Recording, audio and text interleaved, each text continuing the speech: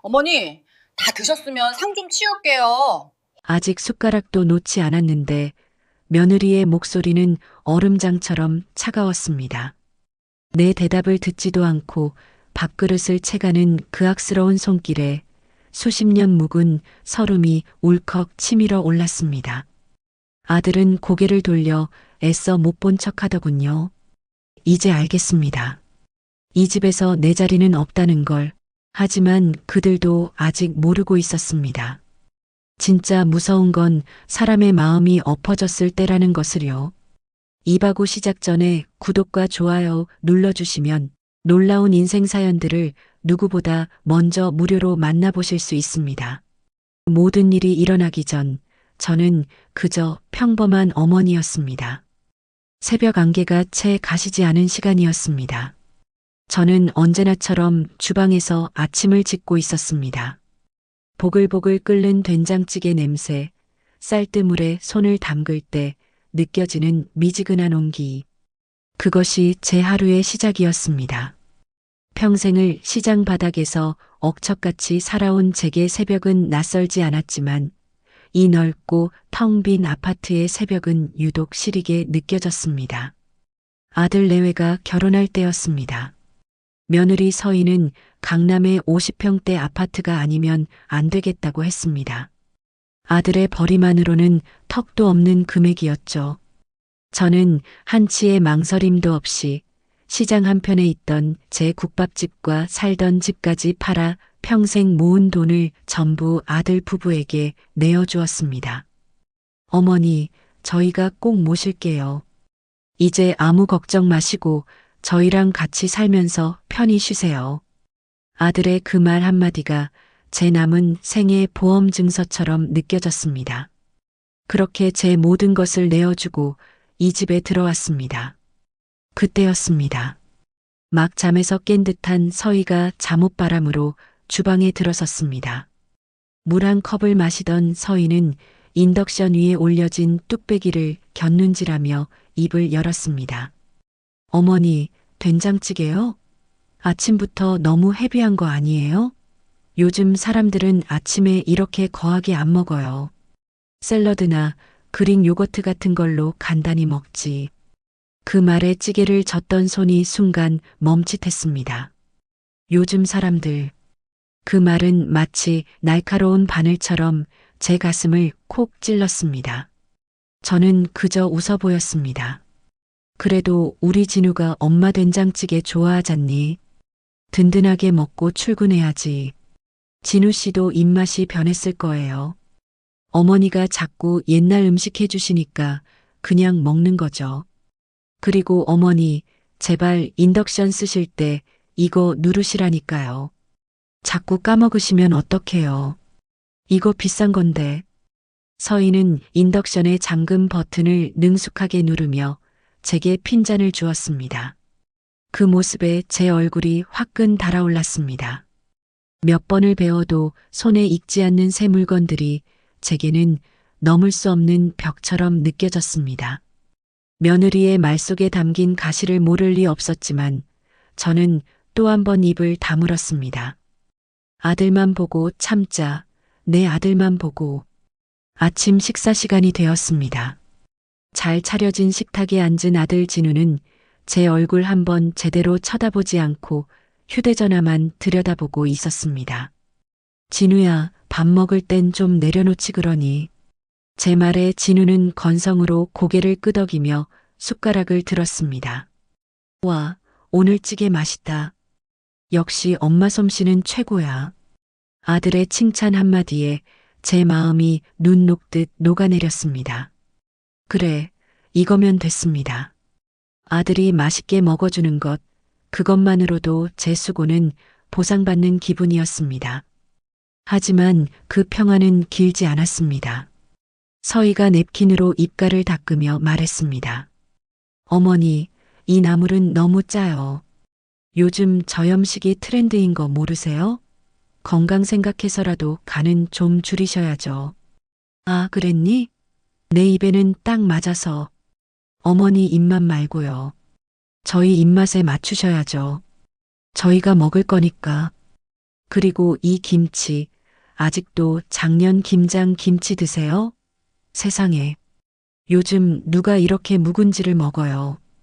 백화점 가면 깔끔하게 포장된 김치 얼마나 많은데. 서희의 말 한마디 한마디는 제 삶 전체를 부정하는 것 같았습니다. 제가 평생 지켜온 방식들, 제 손맛, 제 세월이 전부 낡고 쓸모없는 것으로 치부되는 기분이었습니다. 진우는 아내의 날 말을 못 들은 척 밥만 푹푹 퍼먹고 있었습니다. 여보, 김치 맛만 좋은데 뭘 그래. 엄마 김치만 한 게 어딨다고. 당신은 뭘 몰라서 그래. 이런 거 자꾸 먹으면 몸에 나트륨만 쌓인다고. 안 그래요, 어머니? 서희는 비웃음 섞인 눈으로 저를 쳐다봤습니다. 저는 차마 고개를 들 수 없었습니다. 마치 제가 죄를 지은 사람처럼 느껴졌습니다. 이 비싼 아파트에 얹혀 산다는 죄, 아들 부부의 신혼을 방해하고 있다는 죄, 그리고 낡고 오래된 방식으로 아들의 발목을 잡고 있다는 죄. 식사가 끝나고 설거지를 하는 제 등 뒤로 부부의 대화 소리가 들려왔습니다. 자기야, 나 오늘 저녁에 동창들 모임 있어. 좀 늦을 것 같아. 그래, 알았어. 엄마랑 저녁 먹고 있을게. 어머니랑? 아, 됐어. 당신도 오늘 저녁은 밖에서 해결해. 나도 없는데 어머니랑 단둘이 밥 먹으면 얼마나 어색하겠어. 그래도, 뭐가 그래도야. 어머니도 그게 편하실 거야. 안 그래? 서희는 어느새 제 곁으로 다가와 있었습니다. 저는 고무장갑을 낀 손으로 거품 묻은 그릇만 매만졌습니다. 차마 뒤를 돌아볼 수가 없었습니다. 제 심장이 쿵 하고 내려앉는 기분이었습니다. 아들은 더 이상 아무 말도 하지 않았습니다. 그 침묵이 제게는 비수처럼 느껴졌습니다. 그날 오후 저는 홀로 거실에 앉아 멍하니 창밖을 바라보았습니다. 며느리는 출근했고 아들 역시 회사 일로 바빴습니다. 텅 빈 집에는 정막만이 감돌았습니다. 문득 앨범을 꺼내 들었습니다. 낡은 앨범 속에는 흙 묻은 손으로 어린 진우를 끌어안고 환하게 웃고 있는 제 젊은 날이 있었습니다. 시장에서 남들 잘 때 일어나고 남들 쉴 때 일하며 악착같이 돈을 모았습니다. 행여나 내 아들 기죽을까 남들 하는 건 다 해주고 싶었습니다. 과외 한번 못 시켜주는 형편이었지만 진우는 착하고 공부도 잘했습니다.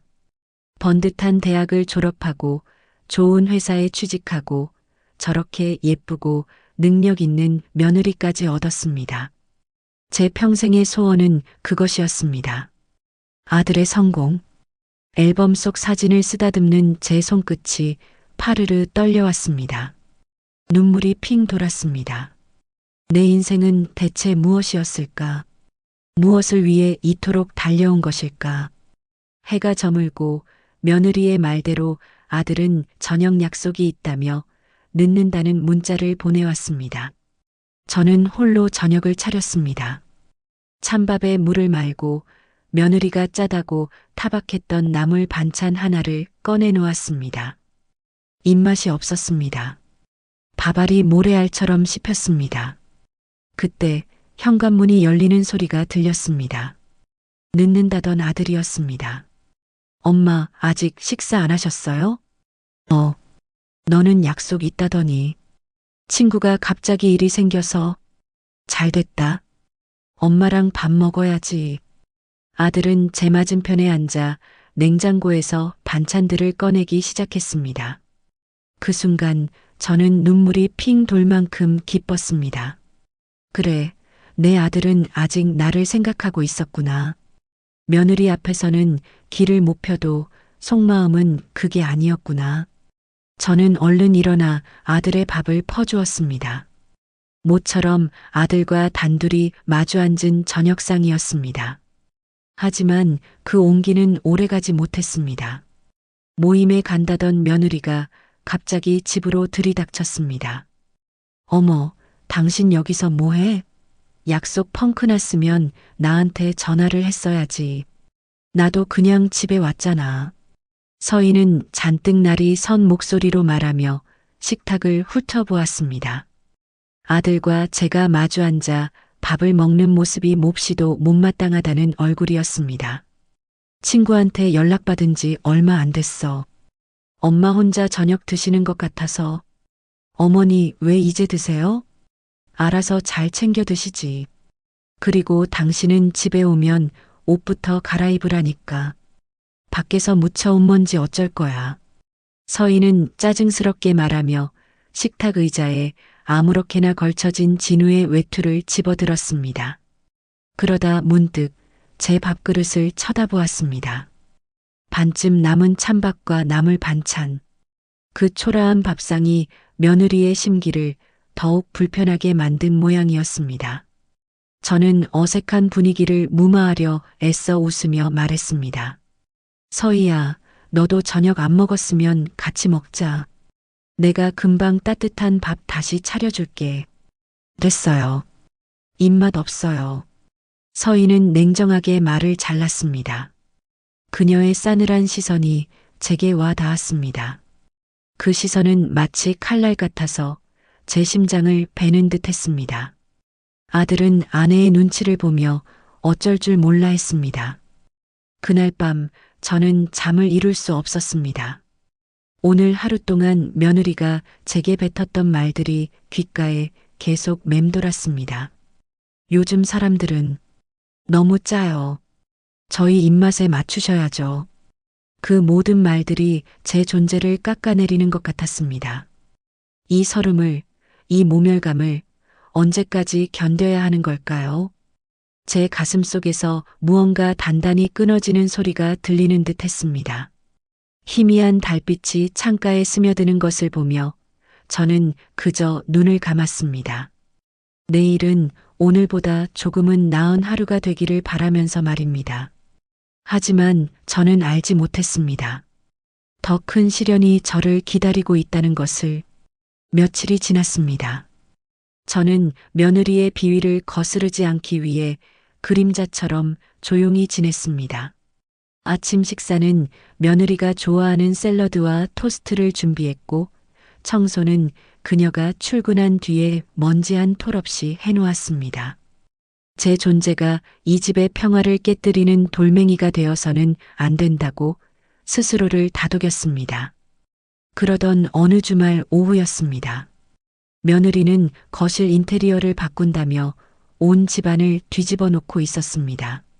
새로 주문한 값비싼 가구와 소품들이 쉴 새 없이 집 안으로 들어왔습니다.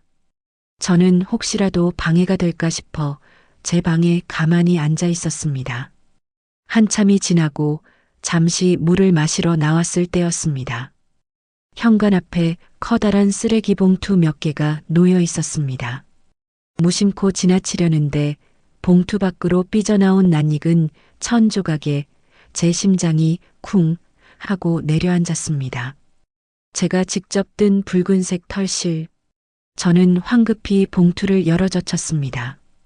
그 안에는 제 손때 묻은 낡은 물건들이 아무렇게나 구겨진 채 처박혀 있었습니다. 수십 년 전 남편이 처음 사주었던 낡은 재봉틀. 진우가 어릴 적 학교에서 상장과 함께 받아왔던 작은 트로피. 그리고 제 손으로 한 땀 한 땀 떠서 만들었던 아들의 첫 베네저고리. 손이 사시나무처럼 떨려왔습니다. 저는 조심스럽게 작은 베네저고리를 꺼내 들었습니다. 갓 태어난 아들을 위해 밤을 새워가며 만들었던 것이었습니다. 행여나 아기가 추울까 최고급 털실을 사다 만들고 아들의 이름을 서툰 솜씨로 수놓았던 기억이 어제 일처럼 생생했습니다. 이것은 단순한 옷이 아니었습니다. 제 젊음이었고 아들을 향한 제 사랑 그 자체였습니다. 저는 베네저고리를 품에 안고 거실로 향했습니다. 며느리는 새로 산 화병의 위치를 잡느라 여념이 없었습니다. 서희야. 제 목소리가 형편없이 떨리고 있었습니다.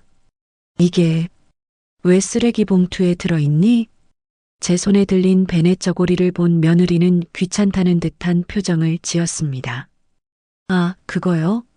옷장 정리하다가 나왔길래 버렸어요. 낡고 좀이 슬어서 입지도 못하는 걸 뭐하러 가지고 계세요? 자리만 차지하게. 버리다니. 이걸 버려? 내 허락도 없이? 허락이요? 어머니, 무슨 허락까지 받아요. 솔직히 이런 낡아빠진 것들 때문에 집안 분위기가 얼마나 칙칙한지 아세요?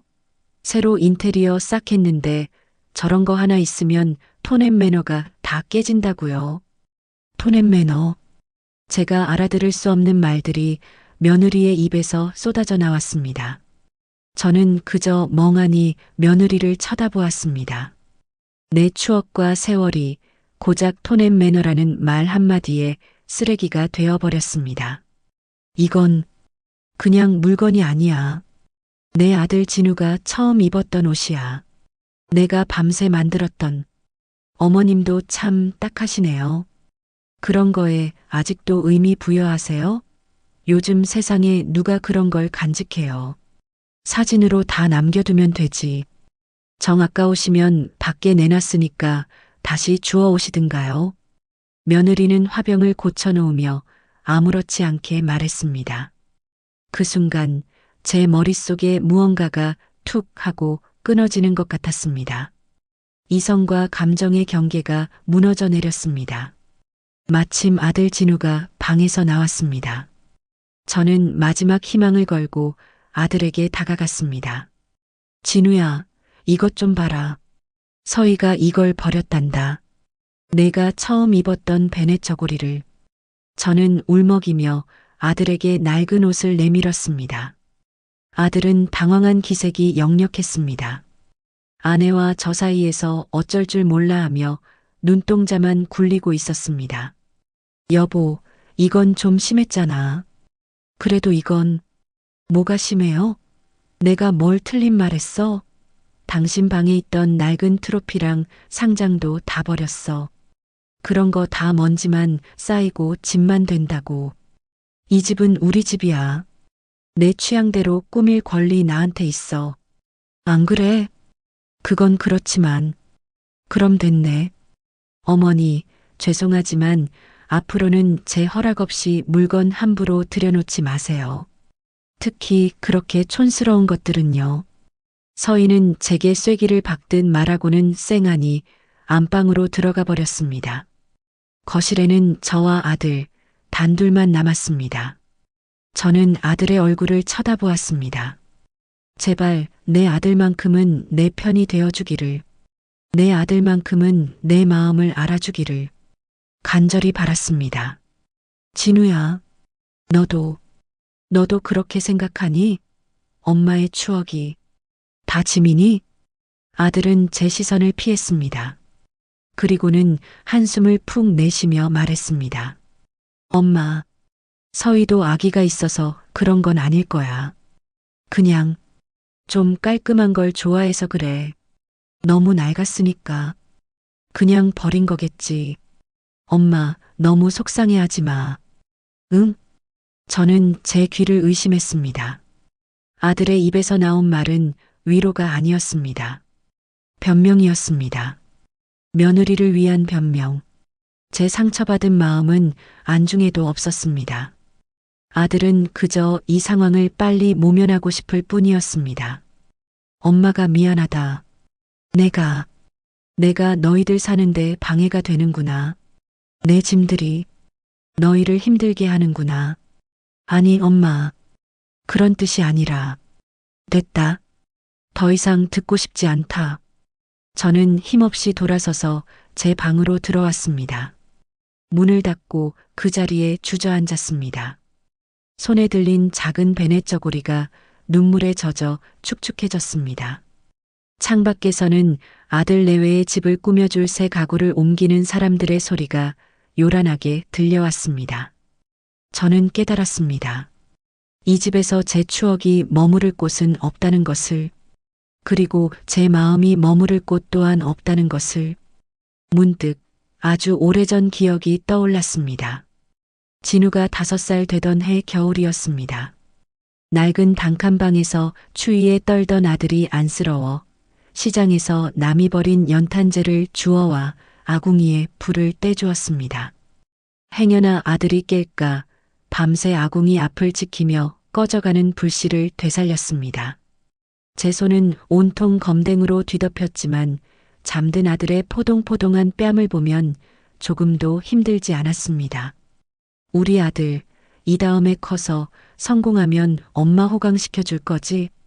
응, 내가 세상에서 제일 큰 집 사줄게.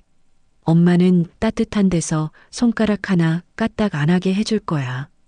어린 아들은 제 품에 안겨 제잘거렸습니다. 저는 그 약속 하나만 믿고 평생을 버텨왔습니다. 그런데 이제 제 아들은 어디에 있는 걸까요? 세상에서 제일 큰 집은 얻었지만 그 집에 제 마음 둘 곳 한 뼘이 없었습니다. 따뜻한 아랫목 대신 시린 냉기가 온몸을 감싸고 있었습니다. 저는 한참을 소리 죽여 울었습니다. 제 울음소리는 값비싼 벽지에 스며들어 흔적도 없이 사라졌습니다. 이 넓은 집에서 저는 완벽한 이방인이었습니다. 제 아들은 정말 변해버린 걸까요? 제가 알던 그 따뜻했던 아들은 이제 어디에도 없는 걸까요? 깊은 절망감이 파도처럼 밀려왔습니다.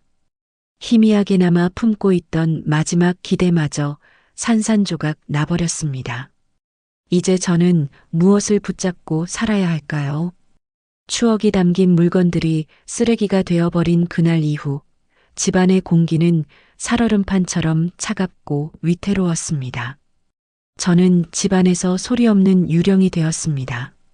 숨쉬는 것조차 며느리의 심기를 거스를까 두려워 저는 제 존재의 모든 부피를 줄여나갔습니다. 새벽 일찍 일어나 그들이 좋아하는 빵과 샐러드를 차려놓고 방으로 들어와 문을 닫는 것이 제 하루의 시작이었고 그들이 모두 집을 비운 뒤에야 찬밥 한 덩이로 끼니를 때우는 것이 제 일상이 되었습니다.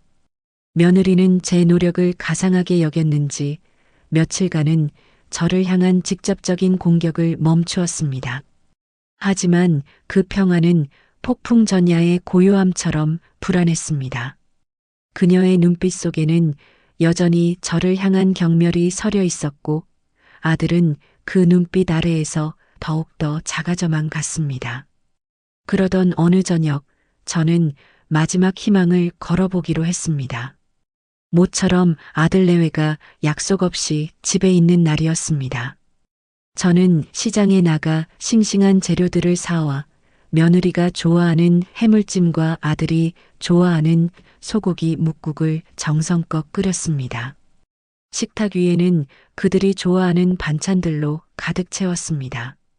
이 저녁 식사가 부디 우리 사이에 얼어붙은 강을 건너는 작은 다리가 되어주기를 저는 간절히 바랐습니다.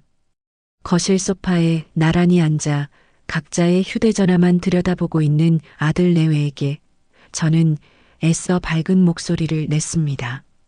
진우야, 서희야. 저녁 먹자. 내가 너희 좋아하는 것들로 잔뜩 차렸다. 며느리는 화면에서 눈을 떼지도 않은 채 건성으로 대답했습니다. 저희 다이어트 중이라 저녁 안 먹어요, 어머니. 그 한마디가 제 심장에 차가운 쇠붙이처럼 와서 박혔습니다. 하루 종일 부엌에서 서성이며 준비한 제 정성이 다이어트라는 가벼운 단어 하나에 무참히 짓밟혔습니다. 다이어트? 그래도 한술이라도 뜨지 그러니. 내가 너희 생각해서. 됐어요. 어머니나 많이 드세요. 저희는 저희끼리 알아서 챙겨 먹을 테니까요. 서희의 목소리에는 차가운 가시가 박혀 있었습니다. 저는 애써 서운한 마음을 감추고 아들을 쳐다보았습니다. 아들은 난처한 표정으로 저와 며느리 사이를 오가다 이내 엉거주춤 자리에서 일어났습니다. 엄마, 그럼 저라도 먹을게요. 와, 해물찜이네. 맛있겠다. 아들은 제 맞은편에 앉았습니다. 저는 잠시나마 안도했습니다. 며느리는 여전히 소파에 누워 휴대전화만 보고 있었지만 아들만이라도 함께 밥을 먹는다는 사실에 위안을 삼으려 했습니다. 아들은 제 눈치를 살피며 밥을 입으로 가져갔습니다. 맛있다, 엄마. 진짜 맛있어요. 하지만 그 말은 공허하게 들렸습니다. 아들의 시선은 제 음식이 아니라 소파에 누워있는 아내를 향해 있었습니다. 하지만 제 마지막 희망은 너무나도 쉽게 짓밟혔습니다. 아들이 밥을 반쯤 먹었을 때 며느리가 소파에서 일어나 주방으로 걸어왔습니다. 진우 씨, 다 먹었어? 나 샤워하게. 아니, 아직. 아들의 말이 채 끝나기도 전에 서희는 식탁 위에 놓인 음식들을 훑어보았습니다. 그리고는 마치 벌레라도 보는 듯한 표정으로 코를 찡긋했습니다. 아, 진짜. 집안에 온통 음식 냄새네. 환기 좀 시켜야겠다. 서희는 창문을 활짝 열었습니다. 쌀쌀한 밤 공기가 훅 들어와 김이 모락모락 피어오르던 음식들을 차갑게 식혔습니다.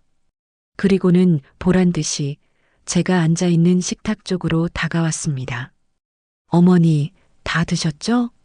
이제 상 좀 치울게요. 저는 아직 밥그릇에 밥이 반이나 남아 있었고 손에는 숟가락을 들고 있었습니다. 제가 무어라 대답하기도 전에 며느리는 제 앞에 놓인 밥그릇과 국그릇을 향해 손을 뻗었습니다. 아직 밥 먹고 있다. 제 목소리는 간신히 기어 들어갈 듯 작게 떨렸습니다. 하지만 서희는 제 말을 비웃듯 콧방귀를 뀌었습니다. 드시긴 뭘 드세요? 아까부터 숟가락만 들었다 놨다 하시면서 어차피 다 남기실 거잖아요. 서희는 거칠게 제 밥그릇을 잡아챘습니다. 제가 힘없이 그릇을 붙잡자 그릇이 기울어지며 밥과 국물이 식탁 위로 쏟아졌습니다. 어머, 미쳤나 봐. 이게 지금 뭐 하는 짓이에요? 며느리는 경악하며 소리를 질렀습니다. 아들은 그제야 자리에서 벌떡 일어났습니다. 하지만 아들의 시선이 향한 곳은 제가 아니었습니다. 엉망이 된 식탁과 짜증을 내는 아내의 얼굴이었습니다. 엄마, 도대체 왜 그러세요? 그냥 가만히 계시면 되잖아요. 아들의 원망 섞인 외침이 제 심장을 갈기갈기 찢어 놓았습니다. 아들은 저를 걱정하는 것이 아니었습니다. 아내의 분노를 잠재우기 위해 저를 희생양으로 삼고 있었습니다. 저는 그 자리에 얼어붙고 말았습니다. 손끝에서부터 온몸의 피가 차갑게 식어가는 기분이었습니다. 수십 년의 세월, 아들을 위해 바쳤던 내 모든 희생이 한순간에 물거품처럼 사라졌습니다. 시장 바닥에서 흙 묻은 돈을 만져가며 아들을 키웠던 기억, 내 모든 것을 내어주고 이 집에 들어왔던 날, 가리고 오늘 이 짐승만도 못한 취급을 받는 순간까지 모든 것이 필름처럼 스쳐 지나갔습니다. 아, 이제 정말 끝이구나. 제 안에서 무언가 단단히 끊어지는 소리가 들렸습니다. 더 이상 분노도 슬픔도 느껴지지 않았습니다. 모든 감정이 증발해버린 자리에는 싸늘한 결심만이 잿더미처럼 남았습니다. 저는 아무 말 없이 자리에서 일어났습니다. 쏟아진 음식물로 더러워진 손을 무심하게 내려다보았습니다. 그리고는 소리치지도 눈물을 흘리지도 않은 채 유령처럼 조용히 제 방으로 향했습니다. 방문을 닫고 저는 어둠 속에 가만히 서 있었습니다. 밖에서는 며느리가 아들을 닥달하는 소리가, 아들이 변명하는 소리가 희미하게 들려왔습니다. 저는 귀를 막지 않았습니다. 그 모든 소리를 제 영혼에 하나하나 새겨 넣었습니다. 그날 밤 저는 뜬 눈으로 밤을 새웠습니다. 방문 틈으로 스며드는 거실의 불빛이 꺼지고 며느리의 신경질적인 목소리와 아들의 한숨 소리가 잦아들 때까지 저는 미동도 없이 어둠 속에 앉아 있었습니다. 창밖의 어둠보다 더 짙은 절망이 온몸을 휘감았지만 이상하게도 제 정신은 그 어느 때보다 또렷했습니다. 더 이상 눈물은 흐르지 않았습니다. 슬픔과 분노가 지나간 자리에는 차갑고 단단한 결심만이 용암처럼 들끓고 있었습니다. 떠나야 한다. 이 집은 더 이상 내 집이 아니었습니다. 내 피와 땀으로 마련한 공간이었지만 이제는 나를 옥죄는 화려한 감옥일 뿐이었습니다. 평생을 바쳐 키운 아들은 내 편이 아니었고 며느리는 나를 인간 이하로 취급했습니다. 더 이상 이곳에 머무르는 것은 내 스스로의 존엄을 포기하는 것과 같았습니다. 밥 한 그릇의 온기마저 빼앗긴 이곳에서 저는 더 이상 살아있는 존재가 아니었습니다. 동이 트기 전 가장 깊은 어둠 속에서 저는 조용히 몸을 일으켰습니다. 뼈마디가 삐걱거리는 소리조차 내지 않으려 조심하며 짐을 꾸리기 시작했습니다. 값비싼 옷가지나 장신구는 눈에 들어오지도 않았습니다. 그것들은 모두 아들 내외가 제게 사준 그들의 선심과 동정이 담긴 족쇄일 뿐이었습니다. 제 손길이 향한 곳은 장롱 깊숙한 곳, 수십 년간 한 번도 열어보지 않았던 낡은 나무 상자였습니다. 그 안에는 돈으로 환산할 수 없는 제 지난 세월의 흔적들이 고스란히 담겨 있었습니다. 상자를 열자 조명 냄새와 함께 아련한 과거의 향기가 피어올랐습니다. 가장 먼저 눈에 들어온 것은 빛바랜 흑백 사진 한 장이었습니다. 시장 좌판 앞에서 앳된 얼굴의 청년과 나란히 서서 환하게 웃고 있는 제 젊은 날의 모습이었습니다. 사진 속 청년의 눈은 가난 속에서도 유난히 반짝였고 저는 고된 시장 생활에도 불구하고 희망에 가득 차 있었습니다. 태준아, 밥은 굶지 말고 다녀라. 힘들면 언제든 찾아오고 누나가 밥은 안 굶긴다. 누님, 이 은혜는 평생 잊지 않겠습니다. 제가 꼭 성공해서 이 남대문 시장을 통째로 사서 누님 품에 안겨드릴게요. 부모 없이 홀로 시장을 전전하는 17살 태준이의 모습이 안쓰러워 저는 제 자식처럼 그를 돌보았습니다. 따뜻한 국밥을 말아먹이고 떨어진 교복을 기워주고 밤늦게까지 함께 장사를 하며 어깨너머로 세상 사는 법을 가르쳤습니다. 태준이는 그런 저를 친누나처럼 의지했고 반드시 성공해서 은혜를 갚겠다고 입버릇처럼 말하곤 했습니다. 맹랑하지만 그 진심만큼은 의심할 여지가 없었습니다. 사진을 보고 있으니 아득했던 기억들이 파도처럼 밀려왔습니다. 그 후 태준이는 죽어라 공부에 명문대에 합격했고 졸업 후 작은 무역회사를 차렸다는 소식까지는 들었습니다. 제가 아들 진우를 키우느라 정신이 없는 사이 자연스레 연락이 끊겼습니다. 과연 지금은 어디서 어떻게 살고 있을까? 사진 아래에는 손때 묻은 작은 수첩이 있었습니다. 제가 시장에서 장사를 할 때 쓰던 장부 겸 일기장이었습니다. 저는 떨리는 손으로 수첩을 펼쳤습니다. 삐뚤빼뚤한 글씨로 적힌 매일의 기록들. 그 마지막 장에 태준이가 사업을 시작하며 제게 알려주었던 그의 첫 휴대폰 번호가 적혀 있었습니다. 11로 시작하는 지금은 쓰이지 않는 낡은 번호였습니다. 누님, 이게 제 첫 휴대폰입니다. 혹시라도 제가 필요하면 언제든 이리로 연락 주세요. 세상이 무너져도 저는 누님 편입니다. 그때는 그저 대견하고 기특하기만 했습니다. 하지만 지금 이 낡은 번호 하나가 제게는 마지막 남은 동아줄처럼 느껴졌습니다. 저는 사진과 수첩을 조심스럽게 품에 안았습니다. 그리고 조용히 편지 한 장을 썼습니다. 아들에게 남기는 마지막 글이었습니다. 진우야, 엄마는 잠시 바람 좀 쐬고 오겠다. 이 집은 이제 너희들 집이니 너희들 마음대로 꾸미고 살아라. 다만 이것 하나만은 기억해다오. 너를 낳고 키운 어미가 있었다는 것을 찾지 마라. 더 이상 구구절절한 말은 필요 없었습니다. 제 마음을 알아주지 못하는 아들에게 더 이상 제 진심을 전하고 싶지 않았습니다. 편지를 식탁 위에 올려놓고 저는 낡은 옷 몇 가지와 나무 상자가 든 작은 보따리 하나만을 든 채 소리 없이 현관문을 열었습니다. 새벽 공기는 칼날처럼 차가웠지만 오히려 정신이 맑아지는 기분이었습니다. 지난 수년간 저를 짓눌러왔던 무거운 갑옷을 벗어던진 듯 몸이 가벼웠습니다. 저는 뒤도 돌아보지 않고 아파트를 빠져나왔습니다. 다시는 돌아오지 않을 저의 왕국, 이제는 폐허가 되어버린 그곳을 뒤로 한 채 어디로 가야 할지 막막했지만 두렵지는 않았습니다. 오히려 수십 년 만에 처음으로 제 의지대로 무언가를 하고 있다는 해방감마저 들었습니다. 저는 무작정 버스를 타고 남대문 시장으로 향했습니다. 제가 젊음을 바쳤던 곳, 제 인생의 희로애락이 모두 담겨 있는 그곳이라면 잠시나마 마음을 추스를 수 있을 것 같았습니다. 시장은 이른 새벽부터 활기가 넘쳤습니다.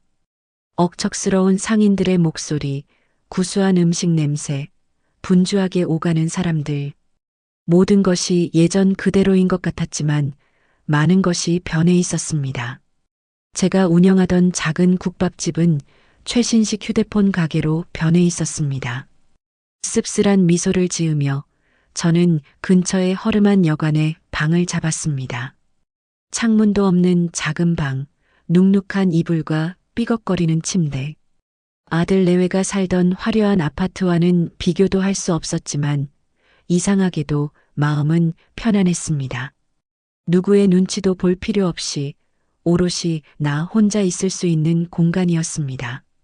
저는 품에 안고 온 나무 상자를 열었습니다. 그리고 낡은 수첩을 다시 꺼내 들었습니다. 수십 년도 더 지난 전화번호가 무슨 소용이 있을까? 한참을 망설였습니다. 이제 와서 태준이가 나를 기억이나 할까? 이제는 아주 높은 사람이 되었을 텐데 과연 내 연락을 받아줄까? 수많은 불안감이 저를 덮쳤습니다. 하지만 이내 고개를 저었습니다. 지금 제게는 다른 선택지가 없었습니다. 저는 제 낡은 폴더폰을 열었습니다. 그리고 수첩에 적힌 번호를 조심스럽게 눌렀습니다. 없는 번호입니다라는 안내 음성이 나올 것이라 예상했습니다. 하지만 뜻밖에도 길고 긴 통화 연결음이 들려왔습니다. 제 심장이 쿵쾅거리기 시작했습니다. 여보세요. 수화기 너머로 낯설지만 어딘가 모르게 익숙한 중저음의 목소리가 들려왔습니다. 저는 마른 침을 삼키며 떨리는 목소리로 입을 열었습니다. 혹시 강태준 씨 되십니까? 그렇습니다만 누구시죠? 기억하실지 모르겠습니다. 옛날에 남대문 시장에서 국밥집 하던 조은숙입니다. 수화기 너머로 짧은 침묵이 흘렀습니다. 제 심장이 바닥으로 곤두박질 치는 것 같았습니다. 역시 나를 잊었구나. 괜한 짓을 했구나. 제가 전화를 끊으려던 바로 그 순간이었습니다. 누님? 정말 은숙 누님 맞으세요? 수화기 너머의 목소리가 흥분으로 가늘게 떨리고 있었습니다. 그 한마디에 제 눈에서 뜨거운 눈물이 왈칵 쏟아졌습니다. 저를 기억하고 있었습니다. 태준이가 저를 잊지 않고 있었습니다. 그는 수십 년이 지나도록 옛 번호를 바꾸지 않고 있었던 것입니다. 태준아, 나다. 나 은숙이 누나야. 누님, 이게 대체 몇 년 만입니까? 그동안 어떻게 지내셨어요? 제가 얼마나 누님을 찾아다녔는지 아세요? 시장에 몇 번이나 찾아갔었는데 이미 가게도 내놓으시고 이사 가셨다고 해서. 태준이의 목소리에는 진심 어린 반가움과 그리움, 그리고 안타까움이 가득 담겨 있었습니다. 저는 흐르는 눈물을 닦으며 그동안 제게 있었던 일들을 아주 짧게 털어놓았습니다. 며느리의 모욕과 아들의 외면, 그리고 오늘 이 허름한 여관방에 혼자 앉아있기까지의 모든 과정을 제 이야기를 듣는 동안 태준이는 아무 말도 하지 않았습니다. 하지만 수화기 너머로 그의 거친 숨소리와 무거운 분노가 고스란히 전해져 왔습니다. 알겠습니다, 누님. 일단 지금 계신 곳 주소를 알려주세요. 제가 바로 사람을 보내겠습니다. 그리고 아무 걱정하지 마세요. 누님을 그렇게 대한 며느리, 제가 반드시 뼈저리게 후회하게 만들어줄 겁니다. 그의 단호한 목소리에 제 마음속 응어리가 조금은 풀리는 듯 했습니다. 전화를 끊고 저는 한참을 그 자리에 앉아 있었습니다. 어둠이 걷히고 창문 없는 방 안으로 복도의 불빛이 희미하게 스며들었습니다. 어제의 절망은 사라지고 그 자리에는 차가운 희망이 싹트고 있었습니다. 이제 모든 것이 제자리를 찾을 것입니다. 제 아들과 며느리는 자신들이 저지른 죄의 대가를 반드시 치르게 될 것입니다. 저는 더 이상 눈물 흘리는 약한 어머니가 아니었습니다. 차가운 복수를 준비하는 단단한 강철이 되어 있었습니다. 제가 그 지옥 같은 집을 나온 지 일주일이 흘렀습니다. 태준이가 마련해준 최고급 호텔 스위트룸에서 저는 매일 아침 깔끔하게 다려진 옷으로 갈아입고 창가에 앉아 서울 시내가 한눈에 내려다 보이는 것으로 하루를 시작했습니다. 태준이는 제게 필요한 모든 것을 제공했지만 저는 그 어떤 것에도 손을 대지 않았습니다. 오직 복수를 위한 최소한의 것들만을 취할 뿐이었습니다. 복수라는 차가운 불꽃이 제 안에서 타오르는 동안 세상의 다른 모든 것들은 의미를 잃었습니다. 그 시각 제가 사라진 집에서는 저의 부재를 실감하지 못하는 두 남녀의 일상이 태평하게 흘러가고 있었습니다. 어머니, 아직도 연락 없으셔? 일주일이 다 되어 가는데. 이젠 좀 걱정되네. 아들 진우가 불안한 목소리로 물었지만 며느리 서희는 거실에 새로 들인 이탈리아산 천연 대리석 테이블을 값비싼 융으로 닦으며 코웃음을 쳤습니다.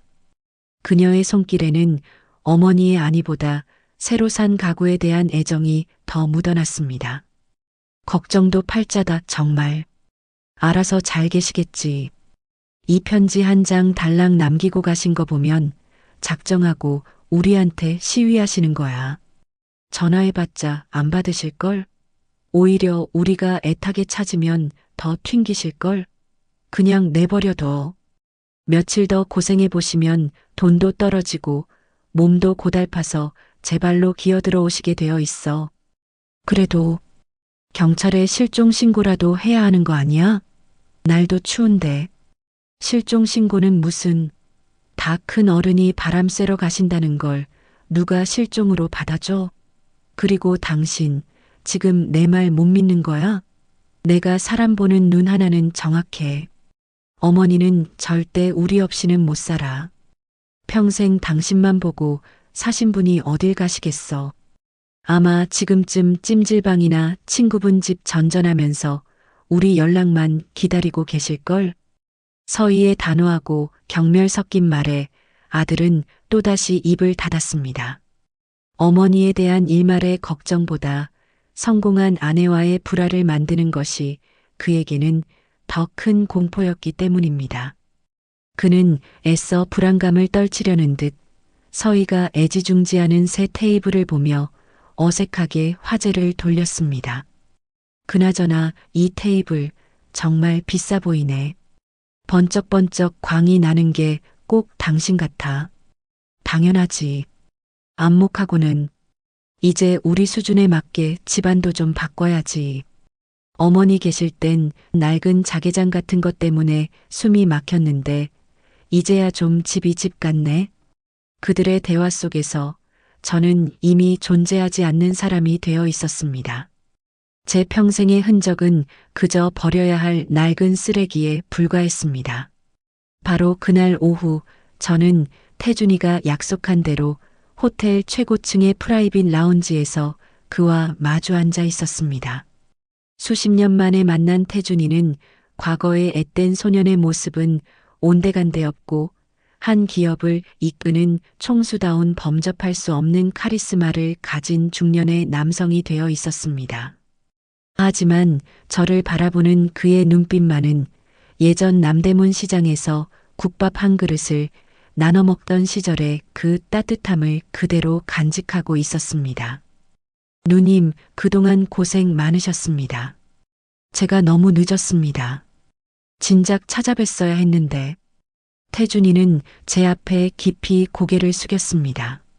수행원들이 놀라 말리려 했지만 그는 굳건히 허리를 굽혔습니다.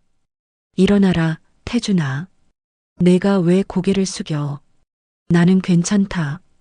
내가 이렇게 성공한 모습을 보니 내 지난 고생이 다 씻겨 내려가는 것 같다.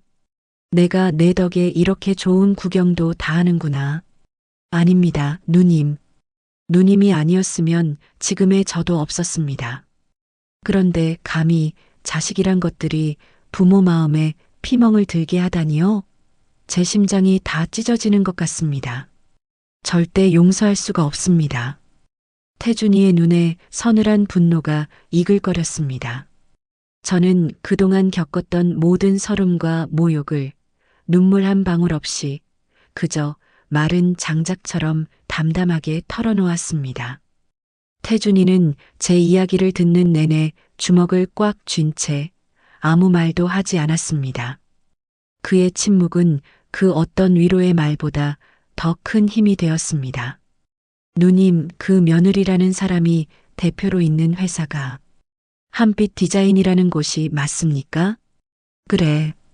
요즘 젊은 사람들 사이에서 제법 잘 나가는 인테리어 회사라고 하더구나. 잘 나가는 회사? 오늘부로 과거형이 될 겁니다. 누님, 제가 그 회사 오늘 당장 사겠습니다. 태준이의 말에 저는 깜짝 놀랐습니다. 회사를 산다고? 아니, 태준아. 그래도 그건 너무. 고작 그 애 하나 때문에 내가 그런 큰 돈을 쓸 필요는 없다. 고작이라니요, 누님. 누님을 모욕한 것은 저를 모욕한 것과 같습니다. 그 회사, 제가 인수해서 그 여자가 평생을 바쳐 쌓아 올린 모든 것을 제 손으로 직접 무너뜨릴 겁니다. 그녀가 가장 자랑스러워하는 것을 빼앗아 가장 비참하게 만들어야죠. 그것이 제가 누님께 할 수 있는 최소한의 도리이자 제 분노를 잠재울 유일한 방법입니다. 그의 목소리는 얼음처럼 차가웠지만 저를 향한 걱정과 의리만큼은 용광로처럼 뜨겁게 느껴졌습니다. 저는 더 이상 그를 말리지 않았습니다. 어쩌면 이것이 하늘의 뜻일지도 모른다고 생각했습니다. 다음 날 며느리 서희의 회사 한빛 디자인에 날벼락 같은 소식이 전해졌습니다. 대한민국 재계 서열 5위의 태산그룹이 자신들의 회사를 인수합병 대상으로 고려하고 있다는 현실감 없는 소문이 장건가를 중심으로 파다하게 퍼지기 시작한 것입니다. 직원들은 하루아침에 직장을 잃을지도 모른다는 고용 불안에 떨었지만 서희는 자신의 사무실 한가운데서 두 팔을 번쩍 들어 올리며 환호성을 질렀습니다. 얘들아, 들었지? 태산그룹이야. 태산, 우리가 드디어 해낸 거야. 내 예상이 맞았어. 서희는 이번 인수합병 추진이 오직 자신의 뛰어난 경영 능력과 한빛 디자인의 독창적인 성장 가능성 때문이라고 한치의 의심도 없이 믿고 있었습니다. 그녀는 이 기회를 발판 삼아 태산그룹의 최연소 여성 임원이 되어 더 높은 곳으로 올라갈 야망에 부풀어 올랐습니다. 이건 기회야. 내 능력을 대한민국 전체에 보여줄 절호의 기회라고. 이제 강남의 작은 사옥이 아니라 테헤란로의 마천루로 출근하게 될 거라고. 모두들 내 덕인 줄 알아. 그날 저녁 서희는 회사 직원들을 모두 불러 최고급 샴페인을 터뜨리며 자축 파티를 열었습니다. 그리고 집으로 돌아와 아들에게 의기양양하게 선포했습니다. 진우 씨, 당신은 정말 복받은 남자인 줄 알아. 나 같은 보석 같은 아내를 뒀으니까. 이제 당신도 그 지긋지긋한 회사 때려치우고 나만 믿어. 내가 당신 평생 손에 물 한 방울 안 묻히고 호의호식하게 해줄게. 아들은 아내의 눈부신 성공에 기뻐하면서도 한편으로는 며칠째 연락이 없는 제 생각에 마음 한구석이 계속 불안하고 불편했습니다. 하지만 그는 감히 성공에 도취된 아내의 기분에 찬물을 끼얹고 싶지 않았습니다. 애써 불안감을 떨치려는 듯 그는 아내가 따라주는 샴페인 잔을 높이 들어 올렸습니다. 우리 아내 정말 대단하다. 당신을 위해서라면 뭐든지 할게. 아들 부부가 성공의 정점에서 서로를 부둥켜 안고 축배를 들고 있을 때 저는 호텔 창가에 서서 차갑게 식어가는 도시의 야경을 내려다보고 있었습니다. 제 손에 들린 태블릿 PC 화면에는 태상그룹, 중견 디자인 업체 한빛 디자인 정격 인수 확정이라는 속보가 굵은 글씨로 떠 있었습니다. 그들의 요란한 웃음소리가 여기까지 들리는 듯 했습니다. 과연 저들의 웃음이 언제까지 갈 수 있을까? 폭풍이 아주 가까이 다가오고 있었습니다. 모든 것을 잃게 될 거라는 사실도 모른 채 그들은 가장 높은 곳에서 가장 비참한 곳으로 추락할 준비를 하고 있었습니다. 그 추락의 시작을 저는 아주 고요하고 차가운 눈으로 지켜보고 있었습니다. 운명의 날이 밝았습니다. 그날 아침 며느리 서희의 세상은 더할 나위 없이 완벽했습니다. 그녀는 강남이 한눈에 내려다 보이는 자신의 사무실 통유리 앞에 서서 이제 곧 자신의 것이 될 더 높은 세상을 꿈꾸고 있었습니다. 김비서, 오늘 내 스케줄 다시 한번 체크해. 태상그룹 회장님 방문 1시간 전까지 모든 준비 완벽하게 끝내야 해. 내 인생의 가장 중요한 프레젠테이션이 될 테니까. 네, 대표님. 모든 준비는 완벽합니다. 기자들도 국내 주요 경제지는 전부 참석할 예정입니다. 당연하지. 태상그룹과 인수합병하는 날인데 오늘부로 한빛 디자인의 최서희는 역사가 되는 거고 태산의 최서희로 다시 태어나는 거야. 서희는 오만한 미소를 지으며 자신의 성공에 완전히 도취해 있었습니다. 그녀에게 어머니의 부재는 더 이상 신경 쓸 가치가 없는 사소한 문제였습니다. 아니, 오히려 걸리적거리던 헌 옷을 벗어던진 것처럼 후련하기까지 했습니다. 그 시각 저는 태준이가 마련해준 호텔 스위트룸에서 조용히 아침을 맞이하고 있었습니다. 태준이가 보낸 비서는 제게 은은한 색의 비단으로 지은 한복을 내밀었습니다. 평생 시장에서 몸빼 바지만 입고 살았던 제게는 어울리지 않는 호사였지만 저는 군말 없이 옷을 받아 입었습니다. 이것은 단순한 옷이 아니었습니다.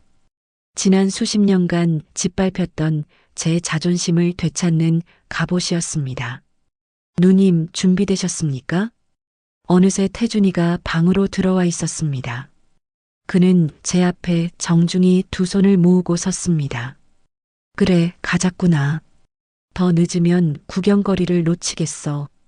제 목소리는 더 이상 떨리지 않았습니다. 오히려 그 어떤 때보다 단단하고 차분했습니다. 한빛 디자인 4억의 대강당은 태산그룹 인수합병 기념 및 비전 선포식을 위해 모인 수많은 사람들로 인산인해를 이루었습니다. 경제부 기자들의 카메라 플래시가 쉴 새 없이 터졌고 업계 관계자들은 새로운 권력의 탄생을 축하하고 눈도장을 찍기 위해 모여들었습니다. 그 중심에는 단연 오늘의 주인공인 최서희가 있었습니다. 그녀는 여왕처럼 우아하게 웃으며 사람들과 인사를 나누었습니다. 최 대표 정말 대단해. 어떻게 태상그룹의 눈에 들 생각을 다 했어? 그러게 말이야. 이제 우리랑은 레벨이 다른 사람이 되는 거 아니야? 친구들의 부러움 섞인 칭찬에 서희의 어깨는 하늘 높은 줄 모르고 솟아올랐습니다. 아들 진우는 그런 아내의 옆에서 마치 값비싼 액세서리처럼 어색하게 서 있었습니다. 여보, 정말 멋지다. 어머니도 이 모습을 보셨으면 얼마나 좋았을까. 진우가 자신도 모르게 진심을 내뱉은 순간 서희의 얼굴이 싸늘하게 굳어졌습니다. 쓸데없는 소리 하지 마.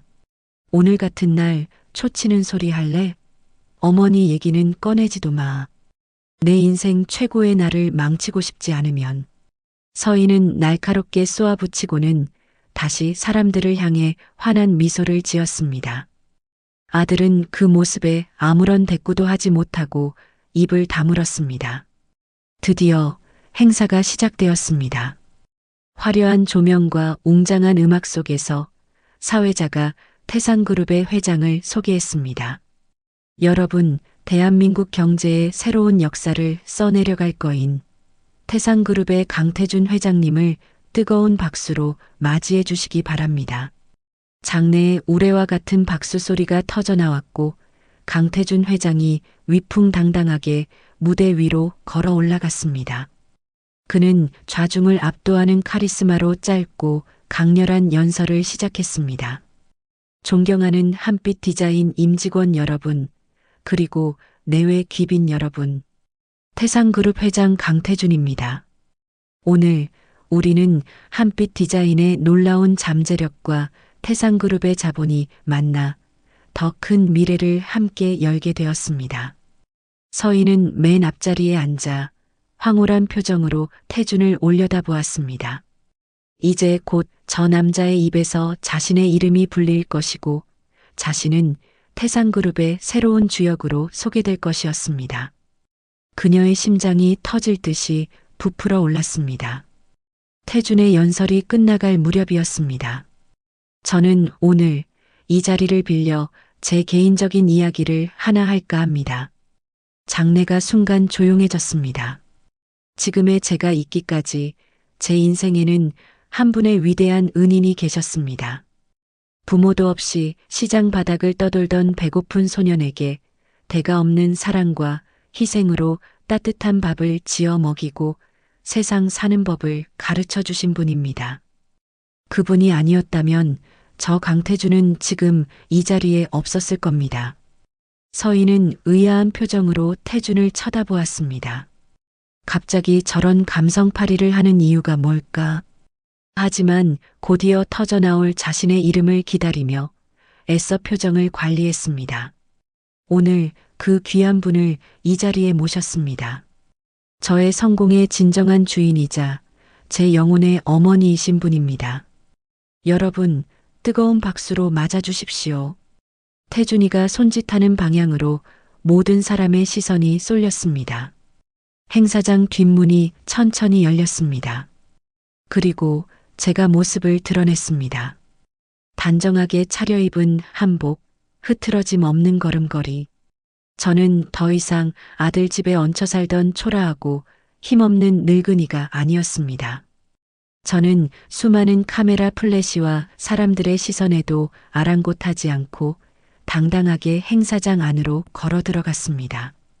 그 순간 장내의 모든 소음이 멎었습니다. 아들 진우는 자리에서 벌떡 일어날 뻔한 것을 겨우 참았고 그의 얼굴은 새하얗게 질려갔습니다. 그리고 최서희. 그녀의 얼굴에서는 모든 핏기가 사라졌습니다. 활짝 웃고 있던 입은 경악으로 벌어졌고 황홀경에 빠져있던 두 눈은 공포와 불신으로 가득 찼습니다. 그녀는 마치 유령이라도 본 사람처럼 저를 보며 미동도 하지 못했습니다. 가장 충격적인 장면은 그 다음에 펼쳐졌습니다. 무대 위에 있던 강태준 회장이 저를 보자마자 한치의 망설임도 없이 무대 아래로 뛰어내려왔습니다. 그리고 수백 명의 사람들과 수십 대의 카메라가 지켜보는 앞에서 제게 다가와 90도로 허리를 숙여 인사를 올렸습니다. 누님, 이렇게 누추한 곳까지 친히 걸음해 주시어 몸둘 바를 모르겠습니다. 정말 감사합니다, 누님. 그의 목소리는 장내에 있는 모든 사람들에게 똑똑히 들릴 만큼 크고 우렁찼습니다. 세상이 멈춘 것 같았습니다. 대한민국의 재계를 움직이는 거물, 태산그룹의 강태준 회장이 웬 허름한 여인에게 누님이라 부르며 극진한 예우를 갖추고 있었습니다. 기자들은 미친 듯이 카메라 셔터를 눌러댔고 장내는 술렁이기 시작했습니다. 저는 아무 말 없이 차가운 눈으로 제 앞에서 허리를 숙이고 있는 태준이를 내려다보았습니다. 그리고 이내 시선을 들어 며느리 서희를 똑바로 쳐다보았습니다. 서희는 온몸을 사시나무처럼 떨고 있었습니다. 그녀의 오만했던 세상이, 그녀가 평생을 바쳐 쌓아 올린 성공의 탑이 바로 지금 이 순간 와르르 무너져 내리고 있었습니다.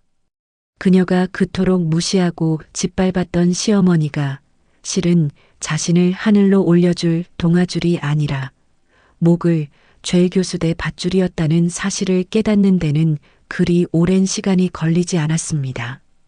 저는 며느리를 향해 아주 희미한, 그러나 그 어떤 비수보다도 차가운 미소를 지어 보였습니다. 강태준 회장이 제게 인사를 올리는 그 순간 최서희의 세상은 산산조각 났습니다.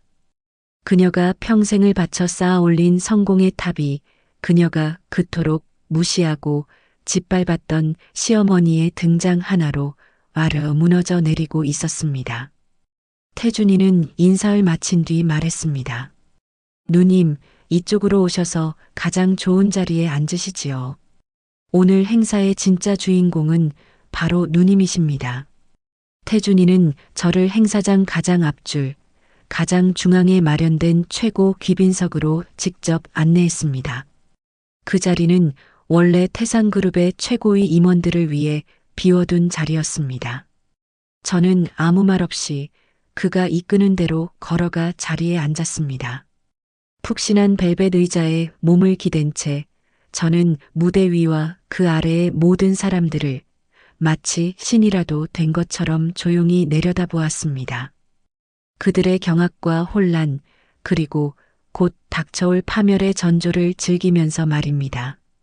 그제야 태준이는 다시 무대 위로 올라섰습니다.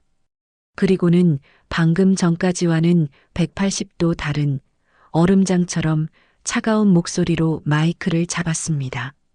귀빈석에 앉은 저와 무대 위의 태준, 그리고 바닥에 선 모든 사람들. 그 구도는 너무나 명확해서 잔인할 정도였습니다. 장내는 숨소리 하나 들리지 않을 만큼 고요해졌습니다. 지금부터 한빛 디자인의 대표이사 최서희 씨에 대한 해임 절차를 공식적으로 발표하겠습니다. 그 한마디에 넋이 나갔던 최서희가 용수철처럼 튕겨 일어나 소리쳤습니다. 그녀의 목소리는 히스테릭하게 갈라져 나왔습니다. 해임이라니요. 회장님, 지금 무슨 말씀이십니까? 인수합병이 성사된 이 마당에 저를 해임하신다니요. 이건 계약 위반입니다. 인수합병은 예정대로 진행됩니다. 다만 대표이사는 바뀌어야겠습니다. 최서희 씨, 당신은 더 이상 이 회사의 대표가 아닙니다.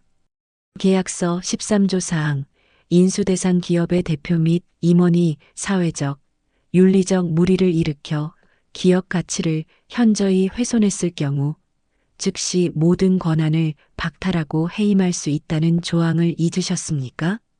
태준이는 거대한 스크린을 가리켰습니다.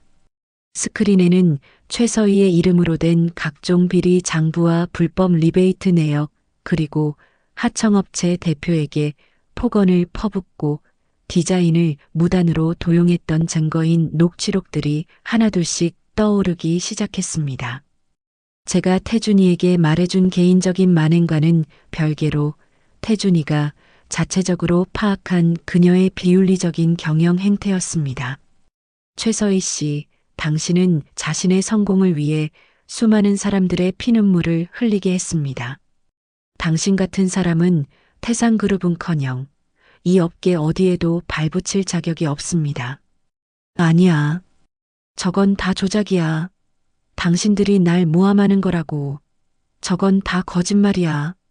서희는 미친 사람처럼 발악했지만 아무도 그녀의 말을 믿지 않았습니다. 오히려 그녀의 추악한 과거가 드러날수록 장내의 분위기는 경멸과 멸시로 가득 차기 시작했습니다. 기자들의 카메라는 일제히 그녀를 향했고 그녀의 추악한 민낯은 대한민국 전체에 생중계되고 있었습니다. 보안팀, 최서희 씨를 당장 이 자리에서 끌어내세요. 그리고 법무팀은 즉시 횡령, 배임, 지적재산권 침해, 그리고 공갈 협박 혐의로 검찰에 고발 조치하도록. 태준이의 냉정한 명령에 건장한 경호원들이 서희의 양팔을 붙잡았습니다. 이거나, 날 건드리지 마. 내가 누군지 알아? 난 최서희야. 당신들 다 가만두지 않겠어. 진우 씨, 김진우, 뭐해 이 무능한 인간아. 나 좀 어떻게 해보라고. 서희의 처절한 비명은 그러나 그 누구의 동정도 사지 못한 채 공허하게 울려 퍼질 뿐이었습니다. 그녀는 마지막 발악으로 남편에게 소리쳤지만 진우는 이미 넋이 나간 채 그 자리에 얼어붙어 있었습니다. 그녀가 평생을 바쳐 이룬 모든 것이 한순간에 잿더미가 되어 사라지는 순간이었습니다. 저는 그 모든 광경을 가장 높은 귀빈석에서 아무런 표정 없이 그저 조용히 내려다보고 있었습니다. 모든 것이 끝났음을 확인한 저는 조용히 자리에서 일어났습니다. 더 이상 이 추악한 연극을 지켜볼 이유가 없었습니다. 태준이는 제 뜻을 알아차리고 저를 경호하며 행사장 밖으로 향했습니다. 제가 떠나는 모습을 본 아들 진우의 눈이 뒤늦게 공포로 물들었습니다. 아내의 몰락보다 저를 이대로 영원히 놓칠 것 같다는 두려움이 그의 온몸을 덮쳤습니다. 어머니, 잠깐만요. 어머니. 진우는 넋이 나간 사람들 사이를 미친 듯이 헤치며 저를 따라왔습니다. 그리고 마침내 행사장 로비에서 제 앞을 가로막았습니다. 그의 얼굴은 눈물과 땀으로 범벅이 되어 있었습니다. 그는 제 앞에 털썩 무릎을 꿇었습니다. 어머니, 제가 잘못했어요. 제가 다 잘못했어요. 제발, 제발 저를 용서해 주세요. 그의 눈빛 속에는 원망보다 더 큰 후회와 절망, 그리고 애원이 담겨 있었습니다. 하지만 제 마음은 이미 얼음장처럼 차갑게 식어 있었습니다. 내 아내에게 가서 물어보거라. 내가 왜 이렇게까지 해야만 했는지를. 그리고 너 자신에게도 물어보거라. 내가 아들로서 과연 무엇을 했는지를. 내가 나를 버렸을 때 나는 이미 너를 버렸다. 저는 그를 차갑게 지나쳐 걸음을 옮겼습니다. 제 차가운 한마디에 진우는 그 자리에 주저앉아 오열하기 시작했습니다. 그는 모든 것을 잃었습니다. 성공한 아내도 자신을 유일하게 사랑해 주었던 어머니도 그의 곁에는 이제 아무도 없었습니다.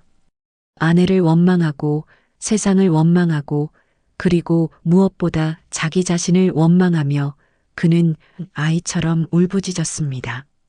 통쾌했지만 한편으로는 가슴 한구석이 아려왔습니다. 그래도 제 배 아파 낳은 자식이었습니다. 하지만 저는 뒤를 돌아보지 않았습니다. 동정심 따위는 이제 제게 사치일 뿐이었습니다. 그날 이후 최서희의 세상은 완벽하게 무너져 내렸습니다.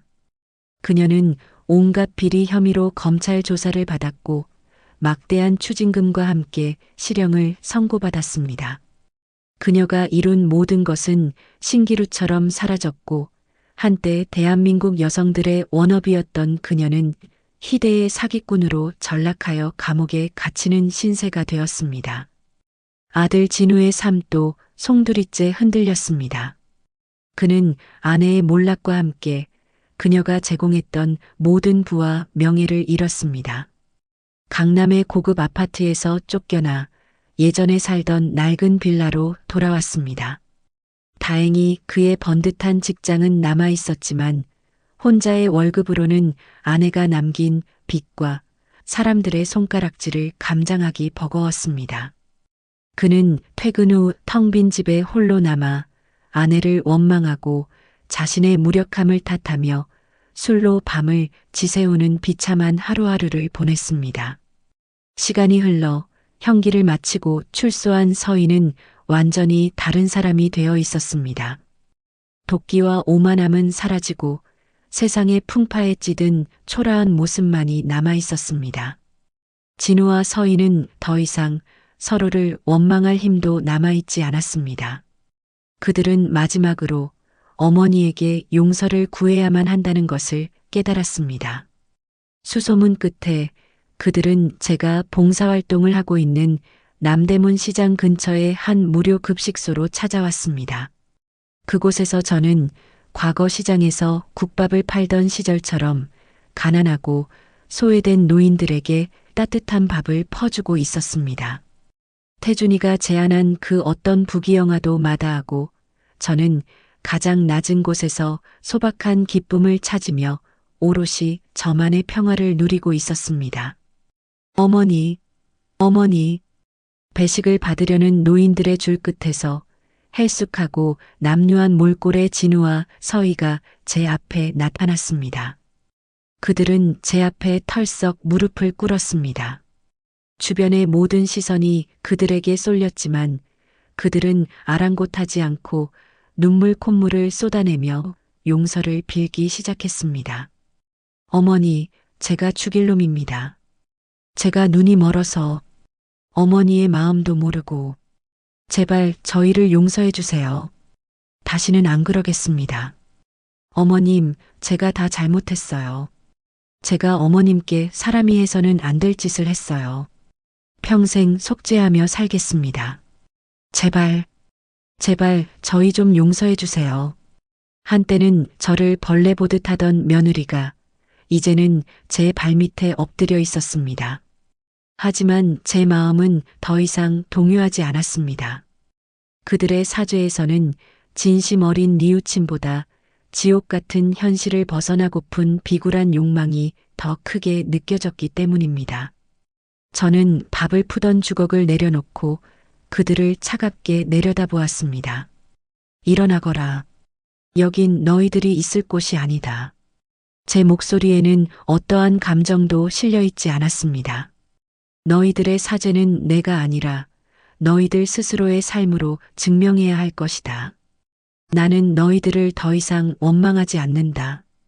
다만 내 마음의 문은 이미 닫혔다.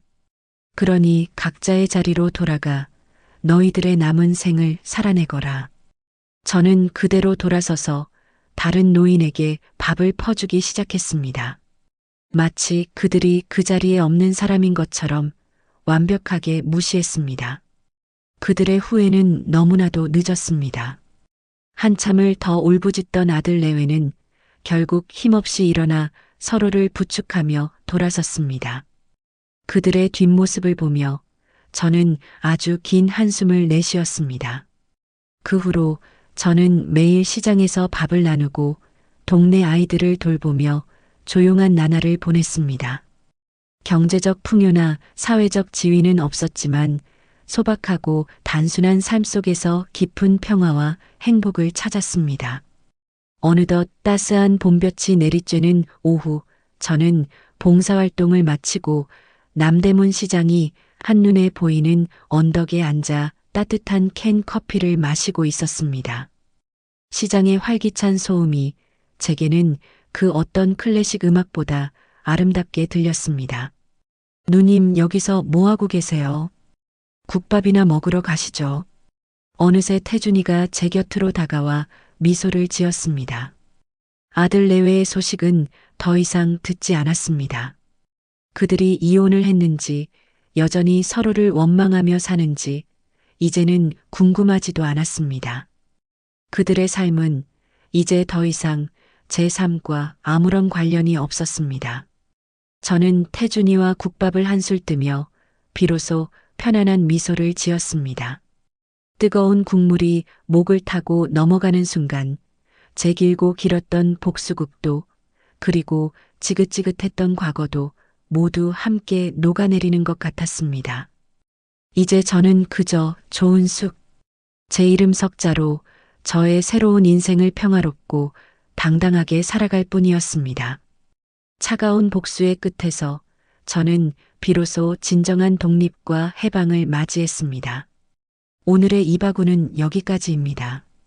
며느리의 경멸 어린 눈빛과 그것을 알면서도 외면했던 아들의 비겁함. 한평생 가족을 위해 헌신했던 한 여인의 삶을 송두리째 짓밟았던 것은 모진 세상의 풍파가 아니라 가장 믿었던 가족의 칼날이었습니다. 그녀는 모든 것을 되갚아주는 통쾌한 복수를 선택했고 차가운 복수의 끝에서 시작된 그녀의 따뜻한 봄날처럼 이 먹먹한 여운이 당신의 가슴에 오래도록 남아 가장 힘든 순간 당신의 손을 잡아주는 작은 위로가 되기를 바랍니다.